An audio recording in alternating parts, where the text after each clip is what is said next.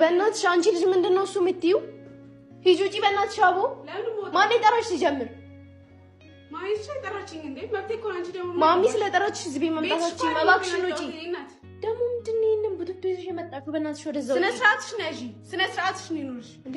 ክብርሽን ጠብቂ። ተይ አትበለኝ። አንቺ አይገባሽም። ቆይ አይደለም በመጀመሪያ ዘቡ ብለሽ የሰው ቤት መግባት አትችይም። በቃ አለቀ። የሰው ቤት አይደለም እኮ በእናትሽ ይሄንን ቆሻሻሽን ይዘሽ ውጪ።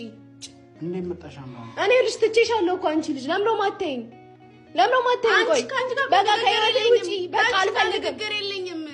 እናቱ ቤት የጠራችኝ መጣው። እናቱ ምናምን አትበይ። አሚር በእናቱ መተሽ አሚር ጋር ልትገቢ ነው ሐሳብሽ? ውጪ እባክሽን ውጪ። እኔ በቃ በልመና ያስኩሽ፣ ይቅርታ ጠየቅኩሽ፣ ተደባደብን ስንት ነገር ስላደረኩኝ ነው። ምንድን ነው ያደረግሽለት? እኔ ያላደረኩትን ነገር ለምን አትወጪም? በእናትሽ እሺ ተረጋጉ። ቆይ እንዴ መጣሽ አምራ? ቆይ አንቺ ንገሪኝ። ማሚ ደውላልኝ ነው የመጣሁት። እኔ ምን ብላሽ ነው? ልምጣ ወይ ስለታው ነኝ። ማሚ እንዴት ነው የምትደውልልሽ? አትደውልልሽም።